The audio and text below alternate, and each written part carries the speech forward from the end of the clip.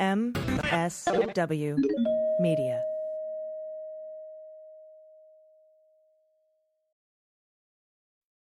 They Might Be Giants have been on the road for too long. And They Might Be Giants aren't even sorry. Not even sorry. And audiences like the shows too much. And now They Might Be Giants are playing their breakthrough album, Flood. All of it. And they still have time for other songs. They're fooling around. Who can stop They Might Be Giants and their liberal rock agenda? Who? No one. This ad was paid for with somebody else's money.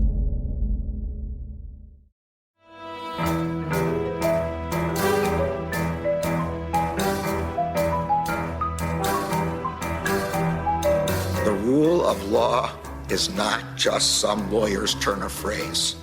It is the very foundation of our democracy. The essence of the rule of law is that like cases are treated alike. That there not be one rule for Democrats and another for Republicans, one rule for the powerful, another for the powerless, one rule for the rich and another for the poor, or different rules depending upon one's race or ethnicity. To serve as Attorney General at this critical time is a calling I am honored and eager to answer. So yeah, now it's clean up on aisle 45 time. And for a long while yet, it is going to be clean up on aisle 45. Hello, everyone, and welcome to Clean Up on Aisle 45. It is Wednesday, July 20th, the eve of the primetime hearing. And this is episode number 79. I'm your co-host, Allison Gill. And with me, as always, is real-life lawyer and my friend, Andrew Torrez. I like, thanks for having me, Allison. Always fun to be here with you. It's your show, too. That's true. Thanks for doing a show with me. How about that? Yeah, there you go. There we go. Thanks. I'll use that one from here on out. Thanks for doing a show with me. Every week, I'm thankful we get to sit down and share our thoughts, and sometimes they are repeats of long phone conversations, text conversations we've had that we're like, man, we just got to get this out. And I love that this is primetime hearing eve. The January 6th committee's been pretty good with their evaluation of what merits bringing public attention. So I am very, very excited about tomorrow's hearing. Not excited that, of course, it's after I record opening arguments and, after you record the beans, and, we'll be probably breaking out an emergency episode or two, but we'll see what happens. Yeah, definitely. And yeah, I'm looking forward to hearing from Pottinger and Matthews. A couple people who are going to be able to corroborate Hutchinson's testimony. We're going to hear more from Patsy Baloney. It's going to be good. But before we go any further today into our, reenactments of text and phone conversations we have about court filings, we want to thank our new patrons. Marjan Masterman, Katie Steinmetz, Michael May, David Kittle, The Gas-Powered Sharp Thing, and Carrie Monroe. And also, since grand juries are secret, there's no way to know how many grand juries are in this room right now. Love that one. Kimberly, James Turner, Duff Dyer, Heather Nicholson, Steve Kuno, and Americone Dream. That is my favorite. B&J, by the way. Americone Dream. Oh, Ben and Jerry's. Yeah, it's a good one. Absolutely, it's a good one.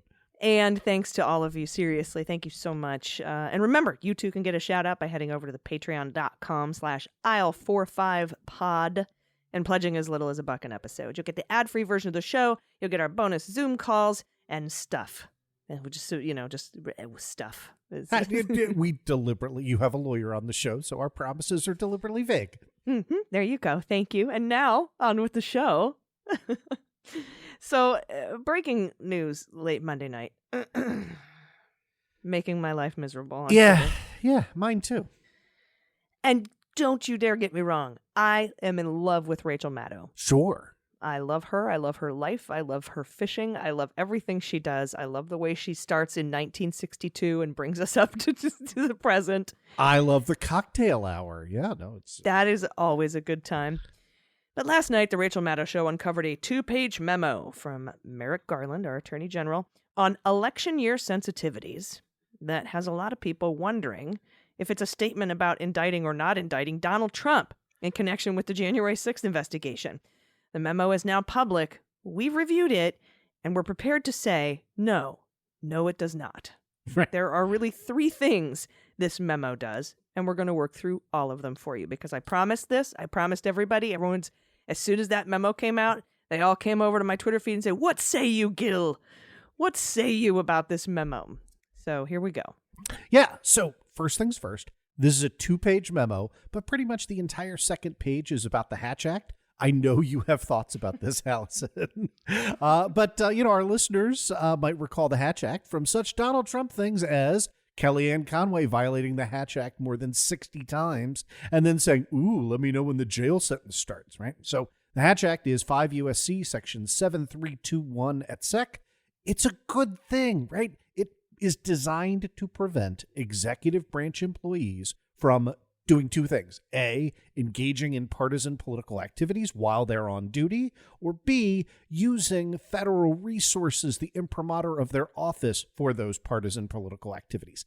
That's it. Now, the problem with the Hatch Act is that the punishment is at the discretion of the president. Mm-hmm. And so when you're a criminal and your boss is a criminal, it's pretty easily subverted, right? So the entire second page of, hey, in this administration, we take the Hatch Act seriously, strikes me as unambiguously a good thing. What say you, Allison?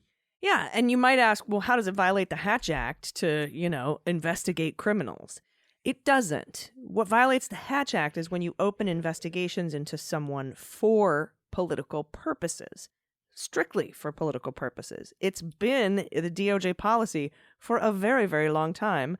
And as, Rachel was reading this and saying, okay, so what he's saying is, we don't want to indict people or announce investigations for the sole purpose of impacting political discourse and elections specifically, right? So that's why the DOJ has this unwritten policy that usually around 60 days before a primary or a general election, you don't do that. That's the part that violates the Hatch Act. Most people think of violating the Hatch Act as, I'm Dr. Gill and I work for the Department of Veterans Affairs and you should vote for Joe Biden and help and raise money for him. Yeah, that is a violation of the Hatch Act. That's a very blatant violation of the Hatch Act. But doing anything to help or subvert a political candidate for office violates the Hatch Act. And that's what this would do. It's just a reminder of shit that already exists, if you ask me. Yeah, no, that is exactly right. Let's kind of drill down a tiny bit on that. The question is, what counts as solely or primarily for a political purpose, right? So you appear, right? You're Kellyanne Conway, and you use your official White House Twitter account to, shill for your daughter's clothing, right? That's obviously a violation of the Hatch Act, right? You use that to promote political activities, or in the context of this memorandum, you are a United States attorney and you time your press conferences, your public statements in such a way that unmistakably has a political cast to it. What this memorandum is saying is, don't do that. So far from, right, this being an ominous warning that nobody is going to get indicted of any consequence, I actually read the Hatch Act stuff as saying, when you were talking about making public disclosures about potential candidates, make sure that you are discussing the law and not the political implications. If you don't plan on indicting anybody that has any political consequences, you don't need to reference the Hatch Act. Yeah, and a lot of people have been asking me, hey, maybe Garland just put this out there to entice Donald to run and declare before the midterms so it would fuck it up for the Republicans. And I was like, no, that's exactly what this memo prevents. Yeah. Our side has got to have a triple Xanatos gambit for everything. No, look, that's pretty meta though, right? It is. And hats off to our listener who thought of that. Look, we're going to get into this when we discuss the continuing meat of this memorandum. I disagree. I think you also disagree with Merrick Garland's view that the primary concern right now is that the DOJ not appear too political. Okay. But that's clearly Merrick Garland's view, right? I don't want us to be viewed as a political body after watching the travesty that was Bill Barr as Attorney General. And I can understand why you would come to that view. I don't think it's the highest priority. I strongly disagree with him on a lot of means, but I don't think that he's coming from a bad place to have that standpoint, right? Because remember, all of us had the big problem with Bill Barr because he was treating the office of the Attorney General like the office of Donald Trump's personal counsel. And so steering us back on track, I can't fault him for having that as a motivation. Yeah, no, I might fault him a little bit for mentioning Barr at all, and we'll talk about that in a second. But the second thing this memo does is reiterate longstanding policy at Justice, Main Justice. And that's page 1. I was talking about it a minute ago. And the title raised some alarm. It's called Statements, Investigations, and Charging Near an Election. The first few paragraphs reiterate DOJ's long-standing policy that partisan politics must play no role in the decisions of federal investigators or prosecutors regarding any investigations or criminal charges or announcements, etc. Everyone can agree with that.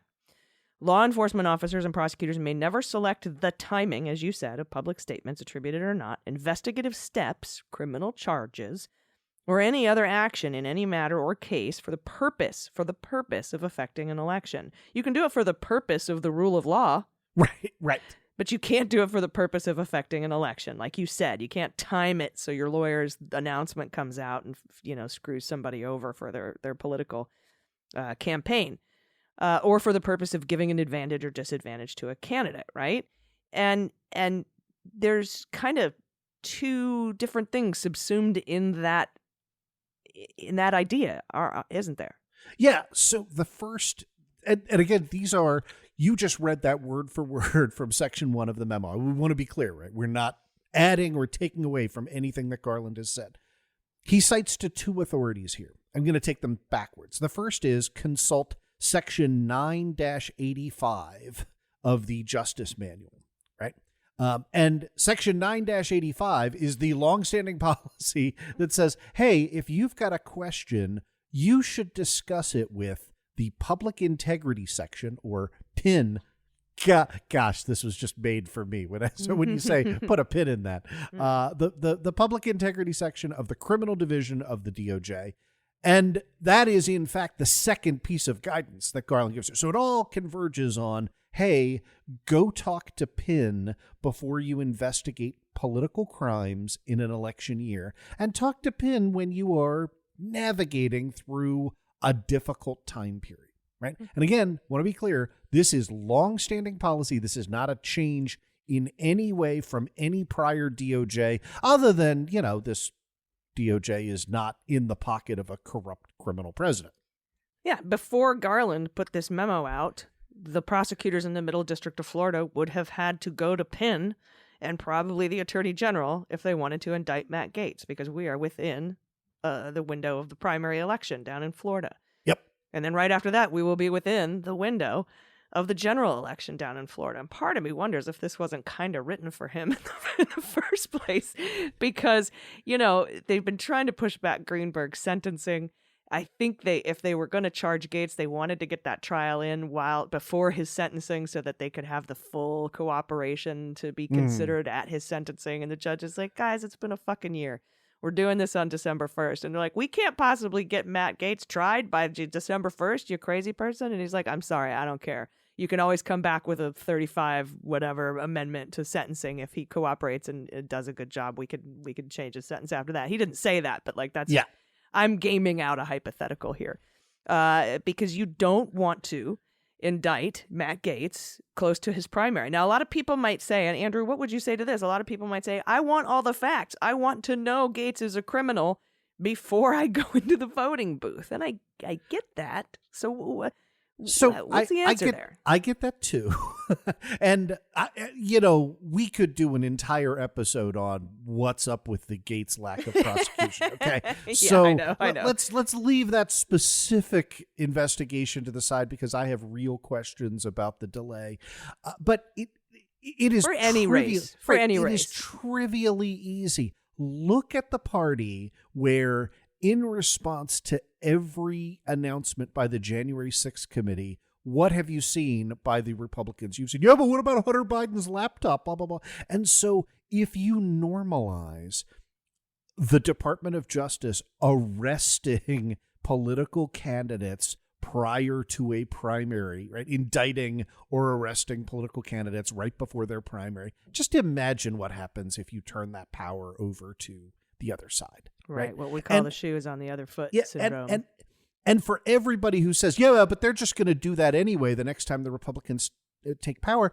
Again, look at the January 6th committee. No, they would not, right? We've talked about this on our respective shows, right? Steve Engel is a goddamn monster. Right? Like Steve Engel was on board with John Hughes torture memos in the Bush administration, right? He has been a loyal lapdog for the cause of evil since time immemorial. And yet, when it came time for somebody to do something unprecedented in a way that crossed his personal boundaries, Steve Engel was like, yeah, no, I'm not on board with replacing Jeff Rosen with Jeff Clark and seizing voting machines and pretending like the election was stolen. Go fuck yourself, right? And look, I am not saying that the Republican go fuck yourself line shouldn't be higher than it is, okay? Where that bar is not high enough. We all agree with that on this show. But to pretend that they don't have lines is to ignore the fact that we escaped from January 6th, with a transfer of power at least. And so when the other side weaponizes that, right, it makes it easier for our political opponents to then say, oh, yeah, you want to arrest Matt Gaetz the day before his primary election? Fine. Wait till you see what happens when we take power in 2024, 2028, or whatever, right? And that's part. I know nobody wants to hear the institutionalist line coming from me. No, right. But you can't unfuck democracy by subverting it. That's it. That's right. And one of the things, look, like I certainly agree. I view this the way I view stare decisis, right? That is, Western democracies, generally speaking, do not use, lock her up. Do not generally use the criminal justice system as a political tool. It sucks that we had two things happen during the Trump administration. Number one, we had a kleptocracy as a government, right? Like we had criminals running the government from top to bottom. And number two, we had them also trying to weaponize the criminal justice system against their political opponents. So I get all of that. And I guess what I would say is that I support the DOJ policy, which says not you can't ever arrest somebody before their primary, but that you cannot use or time the resources of the Department of Justice for the purpose of giving an advantage or disadvantage to a candidate or political party. So if you have to, like this guy's a clear and present danger to society, you got to get him off the streets. And it happens to be, we've made that case a week before the primary. Okay, then you have to persuade the attorney general that that's a good idea. And You can definitely indict and arrest political candidates. You just can't do it corruptly. That's all this thing says. And so the PIN is led by Corey Amundson, longstanding career civil servant, someone well respected within the department, someone who was an early and vocal opponent of the big lie back in 2020, when Trump, under the cover of a memo authored by Amundson's then boss Bill Barr, demanded that the FBI continue to investigate Ruby Freeman and Shay Moss for baseless allegations that they committed election fraud in Georgia. Amundson put his neck on the line and wrote an email on December 7th to the FBI telling them not to. Quote, Secretary of State investigators have already conducted recorded interviews with the individuals at issue, and such interviews reportedly revealed nothing to suggest nefarious activity with regard to the integrity of the election. The FBI's re-interviewing those individuals at this point and under the current circumstances risks great damage to the department's reputation, including the possible appearance of being motivated by partisan concerns, unquote. So that's who heads up the PIN. Yeah. So now, okay, we've gotten through the Hatch Act, we've gotten through the PIN.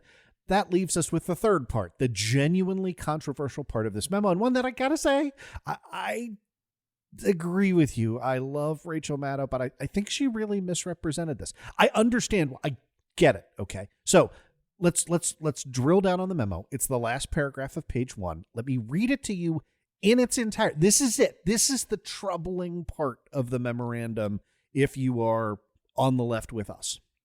Quote, finally, department employees must also adhere to the additional requirements issued by the Attorney General, that's Bill Barr, does not name him, on February 5th, 2020, governing the opening of criminal and counterintelligence investigations by the department, including its law enforcement agencies, related to politically sensitive individuals and entities. Any questions regarding the scope or requirements of that February 2020 AG memorandum should be directed to Penn. Mm-hmm. Yeah, so let's be blunt. That February 5th, 2020 Bill Barr memo was absolutely designed to protect Trump. Yep. At a time when AUSAs like Brandon Van Grack were perceived as going rogue in the Michael Flynn case, and there was a palpable fear that someone would bring a case against Trump without Barr's permission.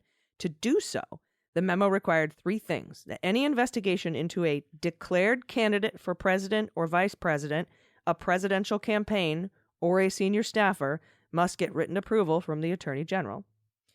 2, that any investigation into a declared candidate for Congress or a congressional campaign must notify and consult with the Assistant Attorney General and U.S. attorneys with jurisdiction over the matter, but need not get their approval.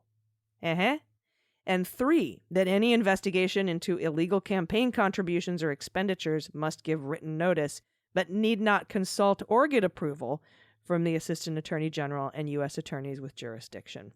Yep. So, like you said, those rules were obviously pretextual at the time, and bad actors can and do take advantage of the willingness of good people to follow the rules, right? I'll also add that Bill Barr made it super clear that he was just out to protect his buddy, because page 3 of the memo says that those 3 requirements, right, in descending order, quote, shall remain in effect throughout the 2020 elections and until withdrawn or amended by further order of the Attorney General, right? So, yeah, we're here to protect Trump. So that's why this Garland memo was necessary, right? He could have said, nope, that those Barr February 2020, like, get him out of here. He could have said, as he did, yes, I'm adopting and extending that memo. He could have done anything in between, but Garland had to say something, because the way it was written was, hey, this only is in effect for the 2020 election and until the Attorney General does something about it. Okay. And that so gets he us had back to address it. He had to address that Barr memo. Yeah. So now for the part that I disagree with, right? And we hinted at this earlier. I think right now the danger of DOJ inaction in the face of political corruption is way worse than the perception of meddling. And again, that's because we had 4 years of Donald Trump.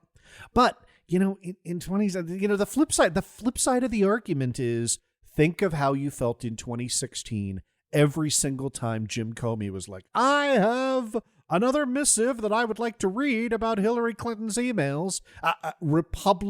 Lifelong Republican James Comey, who very clearly intended to and did, although I think he miscalculated, meddle in the 2016 presidential election. Those dumps were timed. And so I don't think that it is, not only do I not think that it is invalid, I remember how you felt every time Comey took the mic. Yeah, no, absolutely. And I mean, either way, this memorandum absolutely does not say that Trump and his cronies won't be indicted. First of all, what it actually does is, and this is kind of the buried lead in this memo, because Trump is under investigation by the Department of Justice. He's under investigation for the 15 boxes. He's under investigation in the Navarro case, whatever that weird fucking subpoena was that named him specifically, right? I still can't figure out. I think it's obstruction of Congress, but what the fuck is that? Which means, and that has happened since this memo was written, which means that Garland has approved the opening of the investigation into Donald. He's not a declared candidate for anything, and he won't be it won't matter until an election year. He's not saying if Donald declares tomorrow, we can't stop investigating him. In fact, Lisa Monaco came out and said today, no, it doesn't matter if he declares. We're going to keep doing our investigation all the way up to the tippy top if necessary, wherever the facts and the laws lead us, just like the same language that we've heard before.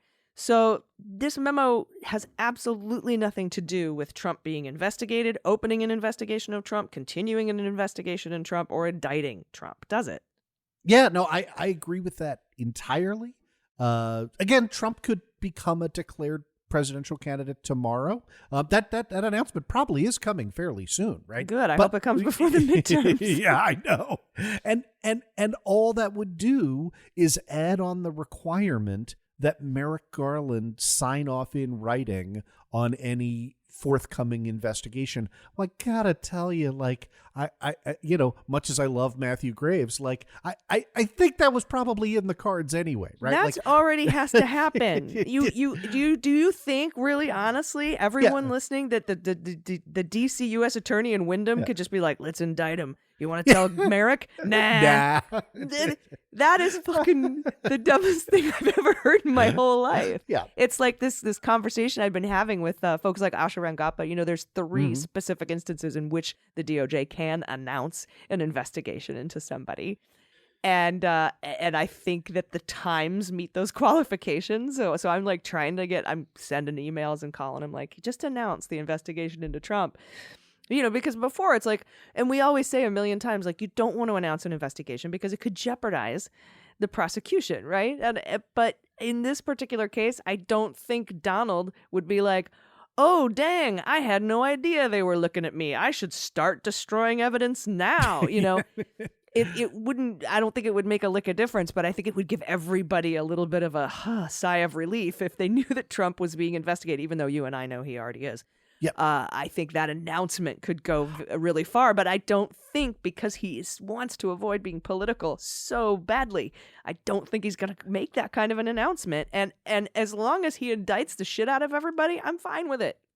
Yeah, I agree with that entirely. I really wish there would be a big public press conference, and that's not.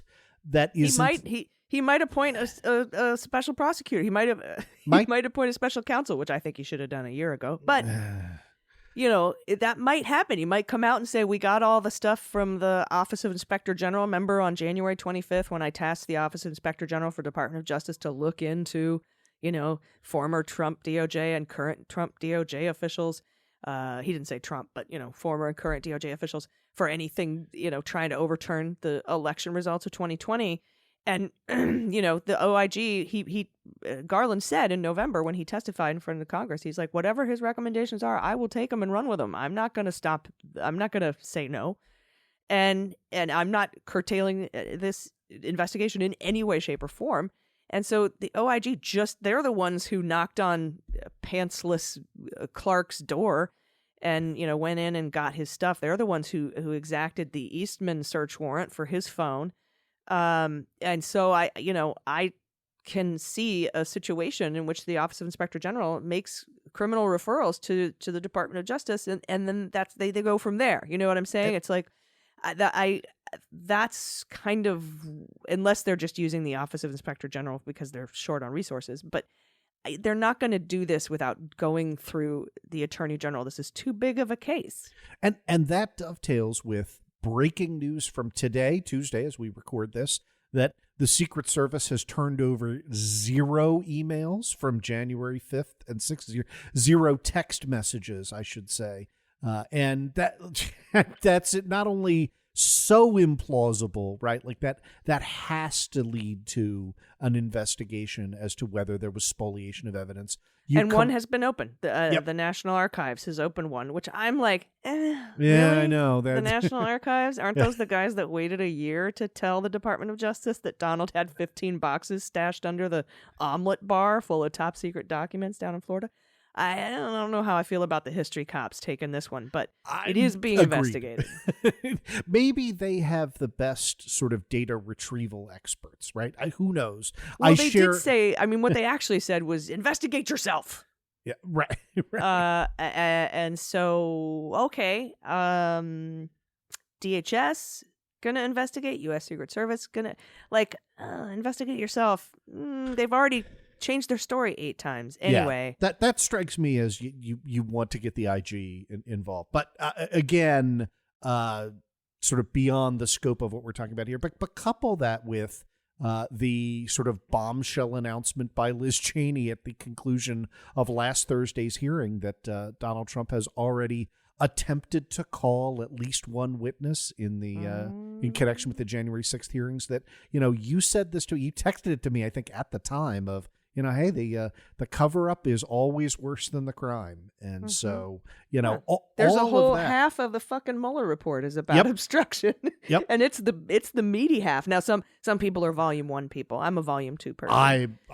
I did an episode on the 9 crimes clearly outlined in volume 2. So you and I are it's like choosing between Sammy Hagar. It's the sorting hat, right? Yeah. Like what? I like my Van Halen's I like my Van Halen reference better. But, I do too. And volume 2 is David Lee Roth. Oh yeah, volume 2 is clearly just Diamond, put that out there. Diamond Dave. Yeah, Diamond Dave. How? All right. So here's another thing though that's happening, and I had so many questions about this because it confused the shit out of me. Another sign that the Department of Justice is moving towards investigating or possibly indicting Meadows. Yep. Dropped last week. You might recall last month, Garland declined to indict Meadows for flagrantly disregarding the January 6th committee's subpoena. That's a slam dunk under 2 U.S. Code 192, which is the same charge filed against Peter Navarro and Steve Bannon, whose trial is going on as we speak today. Liz Cheney called that declination puzzling. And she also, when she went through her list of patsies at the end of the last hearing, Eastman, Clark, Rudy, there was no mention of Meadows. Yeah. And I appreciate kind of the hidden shout out to last week's opening arguments where I think, unlike Patsy Baloney, right, where the committee was just using all carrot and no stick to try and bring him in and say, look, we put poor Cassidy Hutchinson on the stand. Like, do you have no heart? Right. We love you. You're handsome. You did nothing wrong. Right. Your legs aren't too short for your body. Please come in. Yeah. And eventually he was like, all right, I'll come in. You're giving me the tongue bath. I'm going to come in. Yeah. Meadows, they tried all carrot and no stick, and he cooperated for a little while and then got cold feet and backed out. And now what they have been doing is the carrot window is fading, and the stick window is coming into play. And that I go through that in last week's opening arguments. Yes, excellent episode. Oh, thank you. So, as part of the evidence as to why I think the stick window is opening on Mark Meadows, I look to the change in the DOJ's position from their declination decision. That was the beginning of June. It changed, right? Yeah. It wasn't just it changed. Yeah.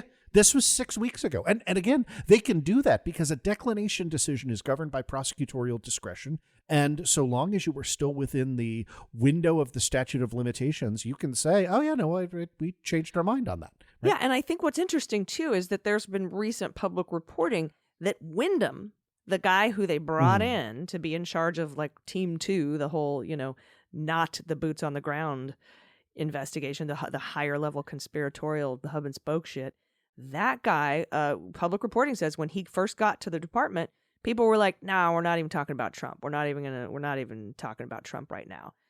And now, all of a sudden for us, there's this. It seems like he's convinced people otherwise, right? Yeah, I hope those stories are less dramatic, but yeah, no, I totally agree. So. I'm sure they ago. are. Yeah, I'm sure when he got there, people were like, "We're not there yet," and he was like, "Well, let's get there. Let's get there." Yeah, that's probably what happened. So 6 weeks ago, the DOJ said we're not going to indict Mark Meadows, and they referenced a 1996 Office of Legal Counsel opinion letter that says The president is a separate branch of government. He may not compel congressmen to appear before him. As a matter of separation of powers, Congress may, therefore, not compel him to appear before it. Then, goes on to say, the president's close advisors are an extension of the president. Accordingly, not only can the president invoke executive privilege to protect his personal staff from the necessity of answering questions posed by a congressional committee, but he can also direct them not even to appear before the committee. Thus, the president and his immediate advisors should be deemed absolutely immune from testimonial compulsion by a congressional committee. Okay, this is limited only to congressional testimony compulsion. That letter continues. They may not only not be examined with respect to their official duties, they may not even be compelled to appear before a congressional committee. Yep, and this is the OLC memo that Meadows put in there. Scavino put it in there. I think even Navarro tried it. Yep. This was the memo, right? That they were like, look, we're advised. I think even Bannon tried to use it, which is hilarious. But he's like, look, you can't, right? Because, and that memo said, and it was cited in this declination decision for Meadows for contempt of Congress, that there is absolute immunity. Yep. For people like Meadows and Scavino. So the big problem I see with that, other than all OLC memos are stupid, because Office of Legal Counsel is appointed by and reports to the president. Yep. Is that Trump isn't the president anymore. You're right. And it seems like our founding fathers knew that since they tried Aaron Burr for murder and treason. And now it looks like the Department of Justice is signaling that while they may have relied on principles articulated in that OLC memo, they're not bound by it when it comes to Mark Meadows. So, first of all, how did this come up? And what was it? I guess we could only speculate on what made them change their minds. Did they actually change their minds? Or, how did this whole thing come up? Yeah, let me work back to front. I think it is fair speculation that they changed their minds, right? And the ground, right, is really, really easy from a legal perspective. So again, remember, DOJ is bound by OLC memos that are binding on the specific matter instructed in that memorandum, right? That is the reason why, famously, Robert Mueller said, we cannot issue a traditional prosecutorial decision here, because he felt bound by the OLC memo that says you cannot indict a sitting president. Never minding that no court has ever taken that position. If the Office of Legal Counsel takes that position and it applies line for line specifically to the present situation, DOJ is bound by it. But notice in what I read, and this is kind of the gravamen of the second half of your question, this OLC memorandum does not speak to former presidents and former presidents' former chiefs of staff, right? It says the problem is a separation of powers thing, right? The president can't call up a member of Congress and be like, AOC, I want you to get in here to my office and sit down for 12 hours of testimony that I'm going to make the White House counsel extract from you as to X, Y. You can't do that. The president doesn't have the power to compel Congress to come before it, so Congress shouldn't have the power to compel the sitting president to come before it, right? Or chief of staff or high-level people. And then that got extended, and then the president also includes the president's chief of staff. And again, this is, if you think, right, Mitch McConnell would not, just imagine, right, a Republican Senate or a Republican House and high-ranking Republicans saying, oh, okay, we can compel presidential staff here. Guess what? We're going to have the president's chief of staff appear before us every day for the rest of his term, right? And that would be a ridiculous breach of separation of powers. It would make it impossible for Joe Biden to do his job. So separation of powers concern says, all right, we don't want Congress to be able to shut down the executive office by compelling the president. Therefore, we're going to say the reverse applies. Not sure I agree with the logic, but there it is. And so therefore, Congress can't make the president or his close advisors appear. But he, as we've said, Trump isn't the president.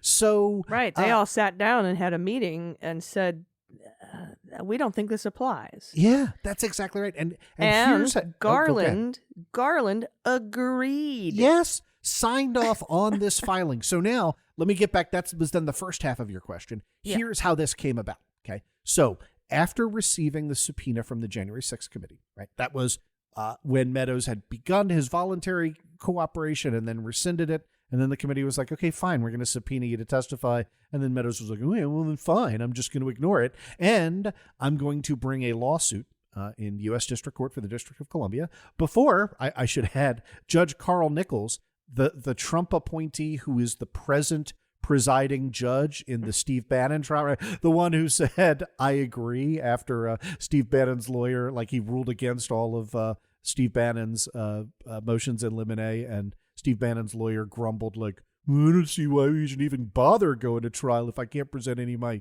farcical dumbass defenses. And the judge was like, I agree. Yeah, that's stupid. You should have taken a plea deal. You should dumbass. have taken a deal, right? Exactly. like the kind they offered to Navarro, and he rejected. Yep, and yeah. We could do a whole show on that as well. So I'm not going to take the bait and go down that rabbit trail. Oh, sorry.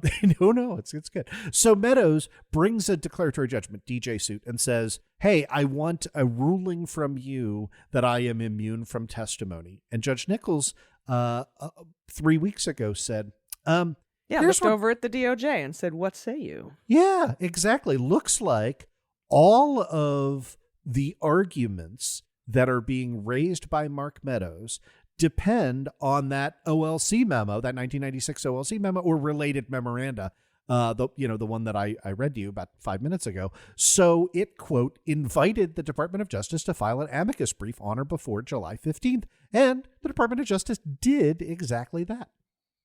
Yeah, and so basically what the Department of Justice is saying here is that, we thought about it. There isn't absolute immunity for ex-presidents, former chiefs of staff. And so that's when I started asking you the questions, right? Because it said there could be qualified immunity in this particular case, but that doesn't apply in what we're talking about. So I feel like here's what happened. I feel like, and I know you don't want to take the Navarro bait, but Navarro was cited for contempt. Well, he was referred to the DOJ for contempt. Then the DOJ subpoenaed him for communications with Trump with regards to his January 6th committee subpoena. And he came in that day, June 2nd, and apparently was offered a plea deal and said, hey, look, we'll take one of the counts away and we'll only put in for 30 days, which is the minimum. That's a mandatory minimum. And he's told them to go fuck themselves. And so the next day they indicted him. I think maybe something similar happened to Meadows, where they subpoenaed him for information. And by the way, that subpoena for Navarro said, don't tell anyone. It would help us out if you didn't tell anyone. He didn't seem like the target in that subpoena. I think they did the same thing to Meadows. And the Meadows came in and they offered him a deal. And I don't know if he took it, but he didn't say, fuck you. I think that's right. And I think as you talk about Navarro, for example, 2 U.S.C. 192 is the only criminal statute that applies when you have a congressional subpoena that you deliberately ignore. It is a misdemeanor on its face. As you've said, it requires a mandatory month in prison and statutory maximum of 1 year in prison, right? So you have a tiny, tiny window, but it also does not require proof of intent. I mean, this is an incredibly easy crime to prove, right? Like you have to prove, did you get the subpoena? And then did you show up? Yeah. And like Steve Bannon's lawyer, right? Like there's not a whole lot in the way of defenses, right? Like, yeah. And the easy way to get out of this would have been to show up and just plead the fifth all day. We saw John. There's a reason, John Eastman showed up. Michael Flynn, who, you know, thinks laws don't apply if there's gold fringe on the flag showed up, right? Like these people were there because their lawyers said to them, yeah, if you don't, it's a slam dunk to convict you of a crime and put you in jail for a month. Do you want to go to jail for a month? Great, don't show up. You want to avoid that? Show up and just say fifth to everything. And they were like, wait, what if they ask me, do I think that there should be a lawful transfer of power in the United States? Yeah, say fifth to that. What the hell do I care, right? And so they did that, right? And so I think that is absolutely sort of dead on in terms of speculation as to DOJ kind of going like, look, man, like we offered you an overly generous deal here, and you told us to go fuck ourselves. So okay, if that's the way you want it, that's how we're gonna play it. This guy clearly isn't going to give us his communications with Trump. Let's just indict him and start the fair trial, the speedy trial clock. Yep. But one of the main questions that I didn't quite understand was, did the Department of Justice decline to prosecute Meadows for contempt because of the memo, or was it for some other purpose? And does that now mean they can indict him for contempt? Yep. And are they kind of inviting the January 6th committee to be like, go ahead, put your subpoena in again. Go ahead. I absolutely read it that way. And I want a little bit of caution on that third point, but I absolutely read this as, number one, the reliance for the declination decision was that OLC counsel and related memoranda. Number two, that they acknowledged that it was not a tight fit at the time, right? Like that in order to get to the principles articulated in that memoranda, the second you start to sort of peel beneath the surface, you realize, oh, these might be good arguments with respect to a sitting president's existing chief of staff. They're not great when you're talking about the last guy's former chief of staff. And that is essentially what this amicus brief says. It articulates the separation of powers argument, and it articulates the frank counsel argument, right? And I've made this on this show and elsewhere. You do want, at the core of executive privilege, is the idea that you want a president in times of crisis to be able to ask about unbelievably stupid things and get good advice and have somebody be like, no, man, that would be really, that's really illegal. Dumb. That's stupid. Right. That's da-da-da. That's what Cipollone is basically saying is calling privilege when he's testifying. He's like, look, when the president solicited legal advice from me and I gave it to him, I'm not going to tell you what that conversation was about, because if I do, then future presidents will have to tell you all the dumbass shit that they ask. And that's you don't want that. Yeah, and we want to preserve that, right? And by the way, I mean, this is an overlap with, you know, why the Hillary Clinton emails, quote, scandal. And if you didn't vote for Hillary Clinton, you should feel bad about that decision now. I can talk to you offline about ways to make up for that. But the entire reason for that, for her segregating her emails, was that she knew she was going to be a candidate for president. She knew she was seeking and conveying frank advice in rapidly developing situations and didn't want to have her words of frank counsel to the president be used against her in a political capacity. And that's what executive privilege is meant to protect, right? For Obama to say, oh, hey, they've just taken over our embassy. I don't know, should we nuke them? Right? And like, that's a terrible idea, but you want the president to be able to say, hey, to my closest advisors to my cabinet, should we nuke somebody, and have them be like, Mr. President, that would be a terrible idea. Okay, no, I was pretty sure that was a bad idea, but good. Yeah, that's right. Keep me on my toes, right? And same thing with Pat Cipollone. You want the president to ask, hey, if I do this, does it break the law? Right? Because presumably future presidents are interested in that question to know what they should not do rather than what they should just go ahead and do anyway. So frank advice, very, very important. But think of how less important that is in the context of former presidential advisors, right? Particularly, usually, and again, you have the weird situation of Donald Trump and, Grover Cleveland.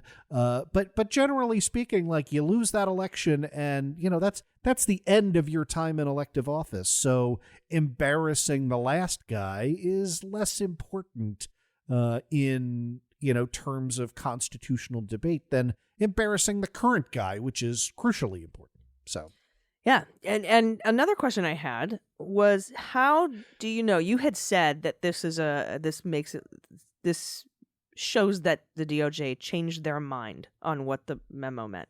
What in this filing speaks to them changing their mind and not simply telling the judge what they thought back then? So, great question. A couple of things there. And Is it because they cited the OLC memo in their declination, or? So there was never a formal written declination decision that was issued, right? There were questions that were answered that said, hey, the reason we went forward against Navarro and not against Meadows had to do with the closeness of executive privilege, right? And this particular OLC memorandum was discussed, right? Not declared binding. That would have made this sort of a harder move. But here are the things that in my view have happened. So number one, this was an invitation to file an amicus brief in a civil lawsuit. So the DOJ could have just said, we decline to write anything. They could have written a one-pager that says, notwithstanding the fact that the DOJ has views on this, those views are currently the subject of ongoing investigations, and therefore we decline to stake a position that might prejudice, our ongoing investigations, right? They could have said that. Instead, what they did was they came out and said, once the president becomes a private citizen, Congress cannot use the questioning of his immediate advisors to extract promises from the witnesses about or unduly influence their future official conduct or to otherwise exert an imperious control over the executive branch, right? And compelling testimony from immediate advisors to a former president obviously does not prevent them or him from performing any official duties, right? So they went back and said, yeah, no, we don't think we are bound at all, right? That paragraph is, we are not bound by those OLC memoranda because Mark Meadows is a former chief of staff to a former president, not a current chief of staff to a current president. Right, but have we always thought that? Did we think that when we declined to prosecute Mark, or did we think that back then and now we don't think that anymore? Because it feels to me like the way I read it was, we didn't use this OLC memo when we declined to prosecute Mark. We used prosecutorial discretion. And it doesn't say why, like what the declination reason was, but that's what it felt like to me. Or is it actually saying, no, our reason for not indicting was the OLC memo and now it's not anymore, so he's opened for that? So in classic lawyerly fashion, I think that's both, right? Mm-hmm. I think what they are saying is, we exercised our discretion not to indict Meadows. In that, as an initial matter, we're not going to tell you why. As an initial matter of first impression. And we are not going to say, we think X absolutely prohibits that. The OLC memoranda absolutely prohibits that. We didn't say that then. We're not saying it now. What we're saying is, a declination, prosecutorial discretion, is based on a complex of factors, including, do we think we're likely to win, right? And so we viewed at the time that some of the things that might interfere with our ability to win might include this OLC memorandum. But if you're asking, do we feel confident going into a court and arguing that this OLC memorandum does not apply to Mark Meadows? Well, here's your answer, right? We will walk into a court and say, nope. So do you think this bolsters the theory that he maybe isn't necessarily cooperating, but isn't saying fuck you, like Navarro? Or is this more along the lines of bolstering the idea that they decided not to prosecute Meadows because he did cooperate a little bit, and it would be kind of maybe a harder case to win. I guess we don't know the answer to that. We don't, but again, I will sort of defer to my carrot and stick approach, right? Like, I think that that Meadows is going through both of those sets of calculations. We know that the carrot alone is not sufficient, right? Because he started cooperating and then pulled back. And why did he pull back? Donors in Trump world, future, who knows, right? I am not going to go live in Mark Meadows' head for even a moment. Okay. But given every crime that he's been involved in, there's a big fucking stick. And I don't know if they've wielded it yet or not. But Trump lawyers down in Trumpville are worried that Trump's going to get indicted, and they're prepping to make Meadows the fall guy because they think he's going to be indicted. And I have to say, Andrew, they're going to know better probably than most people because Trump and his pack are paying for the legal counsel, the attorneys for at least a dozen witnesses, and getting through those lawyers everything that the interviewers, the prosecutors, and the investigators are looking for. Like, that's why people in Trump world are able to say Trump reads the transcripts. He gets them through these lawyers, like the Passantino was representing Cassidy Hutchinson. And so for her first two or three meetings, all of those transcripts went to Passantino, and of course he delivered them to Donald. And who knows how many other people that's happening with, whether they're being interviewed by the January 6th committee or whether they're being interviewed by grand juries. So he's going to know, and the fact that he thinks Meadows is going to be indicted and it could be the fall guy leads me to believe they know a lot more than we do about what's going on with the investigations into Meadows. That is absolutely correct. The Passantino stuff, we just cannot emphasize highly enough with respect to that asymmetry of information. We learned that from Cassidy Hutchinson's really moving testimony of, Mark Meadows saying to her, like, hey, Donald reads those transcripts like that. A go-between, not Meadows himself, but somebody saying, who I think is Ben Williamson. I think you're right. Somebody saying, Meadows wants you to know he loves you and you look nice and you have great hair and that, you're loyal. If the word loyal wasn't in there, I'd question the whole thing. Mm-hmm. Loyal and et cetera. And the other people saying, he reads the transcripts and because your fucking lawyer gave them to him. So. Right. And specifically about a president that doesn't read anything. Right. So that to me. Okay. They probably make picture drawings and do some, story time with Donnie at the omelet bar. There's no doubt in my mind that Passantino just gives a little smiley face or frowny face on the top of, is this person loyal or are they not loyal? But red, green, yes. or yellow today. Red, green, or yellow. Yeah. But yes, right? Like all of that comes together with the framing at the beginning of the last January 6th hearing in which Liz Cheney said, we are still interviewing and talking to people in Trump world, and they have changed their tune. They used to say, no, it didn't happen, and this was that, and, good thing that good people talked him out of it. And now, to a man, and they're almost all men, they're all saying, oh, it's just the cadre of crazies that really wanted to do the insurrection, right? Yeah, those and are the her people... going on to say Trump's defense now seems to be making Eastman or Clark or Cipollone the fall guy. Like she lists off all these potential patsies. I don't think Cipollone was on there, but and that first statement that you made combined with the fact that she left Meadows off of that fucking list. Doop, doop, doop.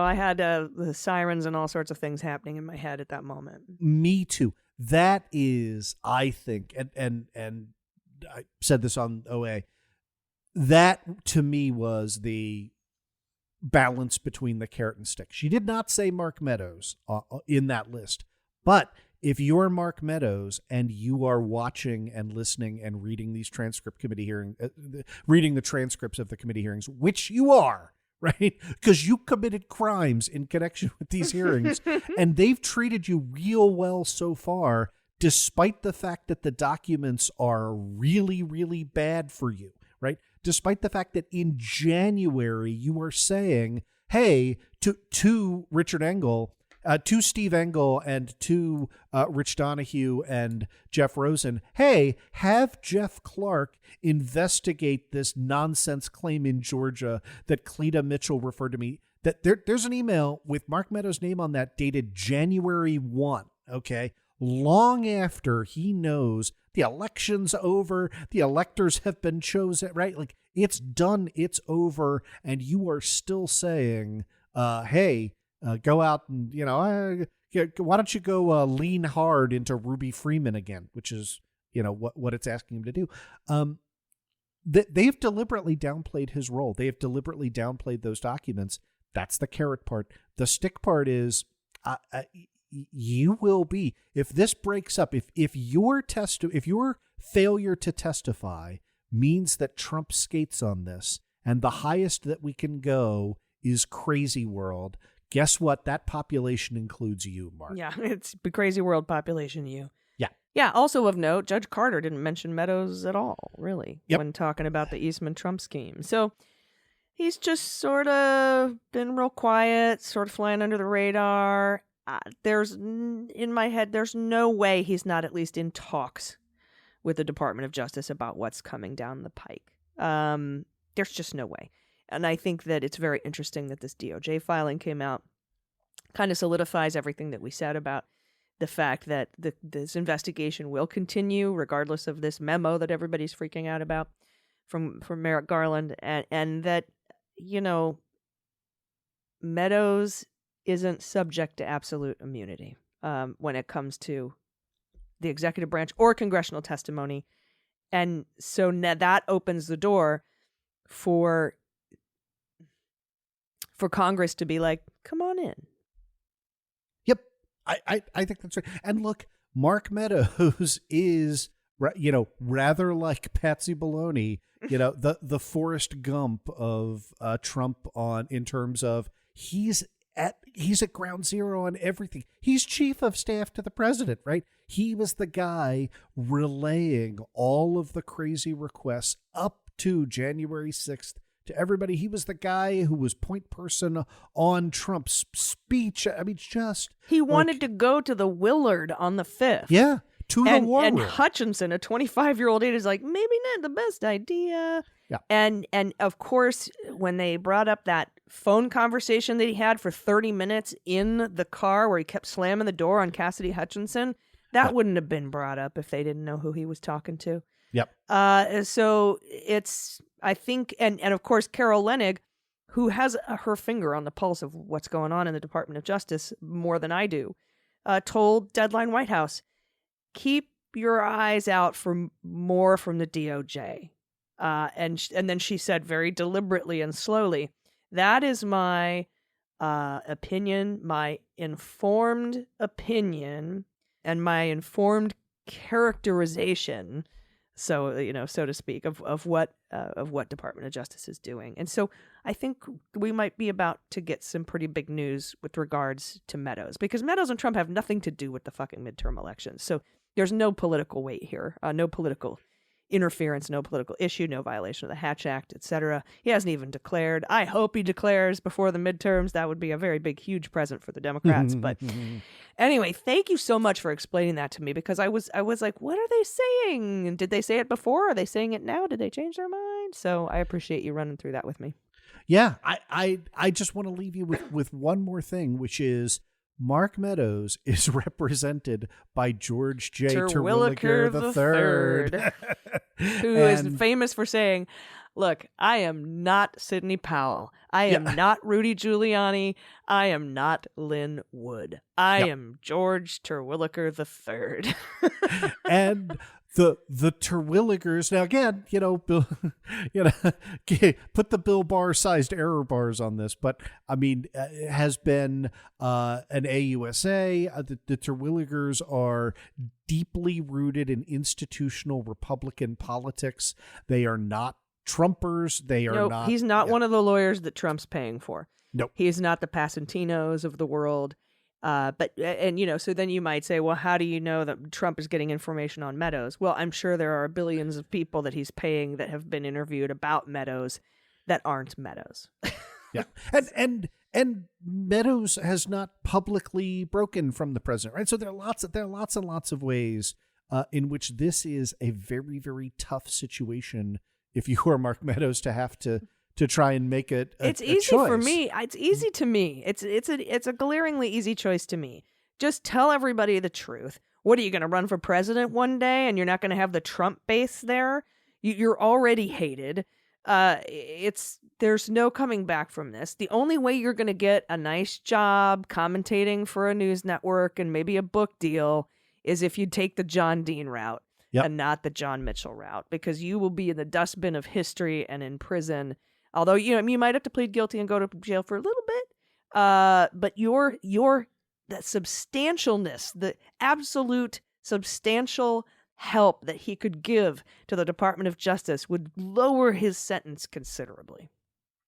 I could not put it any better than that, so I will end with your statement there. Go the John Dean route, not the John Mitchell route. Love it. Thanks. All right, everybody, that is our show for this week. Thank you so much for letting us break these things down for you. We appreciate you being there to listen to us. Otherwise, we're just sort of talking to each other, which is also not bad. But we're going to see you next week. We'll be talking about probably a little bit about that primetime hearing that's happening tomorrow night. I think we might maybe get some of that Meadows news that we've been waiting for. And if we do, we will cover it here on Cleanup on Aisle 45. I've been Allison Gill. And I'm Andrew Torrez. See you next week.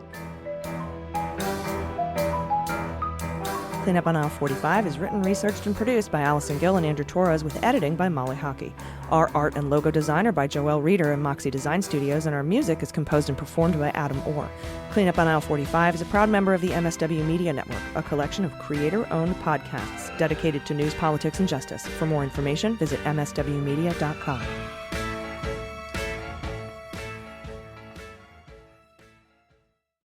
Hi, I'm Harry Littman, host of Talking Feds, a roundtable that brings together prominent figures from government law and journalism for a dynamic discussion of the most important topics of the day. Each Monday, I'm joined by a slate of Feds favorites and new voices to break down the headlines and give the insider's view of what's going on in Washington and beyond. Plus sidebars explaining important legal concepts read by your favorite celebrities. Find Talking Feds wherever you get your podcasts.